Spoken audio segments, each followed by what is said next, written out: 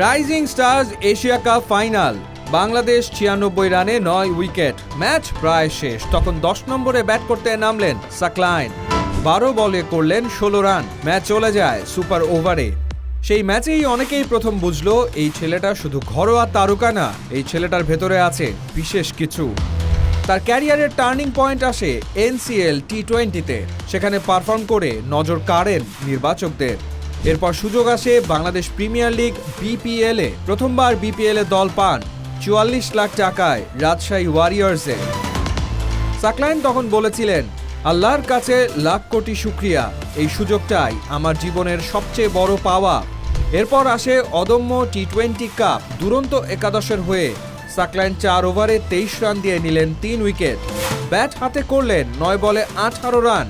এক ম্যাচেই তিনি দেখিয়ে দিলেন তিনি শুধু বোলার না, তিনি অলরাউন্ডার। এই পারফরমেন্সের পর সংবাদ সম্মেলনে প্রশ্ন করা হয়, জাতীয় দলে খেলার স্বপ্ন আছে কিনা। সাকলাইন তখন বলেছিলেন, প্রতিটা প্লেয়ারের ইচ্ছা থাকে নিজের দেশকে প্রতিনিধিত্ব করার। আমি সর্বোচ্চ চেষ্টা করব, বাকিটা আল্লাহর ইচ্ছা। এই একটা লাইনের মধ্যেই আছে সংগ্রাম, বিশ্বাস আর স্বপ্নের পুরো গল্প।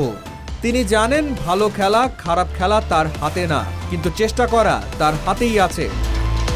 সাকলাইন কোনো ক্রিকেট একাডেমির প্রোডাক্ট না, কোনো বয়সভিত্তিক জাতীয় দলের তারকা না।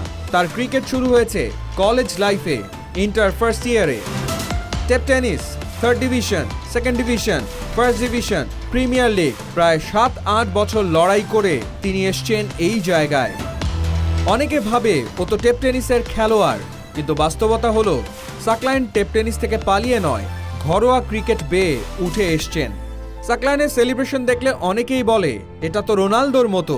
সাকলাইন বলেছেন তিনি ব্রাজিল সমর্থক, কিন্তু রোনালদোর ডিসিপ্লিন, হার্ডওয়ার্ক, মাইন্ডসেট তাকে অনুপ্রাণিত করে।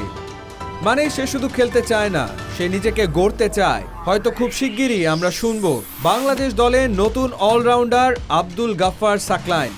কারণ ক্রিকেটের সবচেয়ে ভয়ঙ্কর জিনিস হলো একজন ক্ষুধার্ত, বিশ্বাসী আর পরিশ্রমী খেলোয়াড়।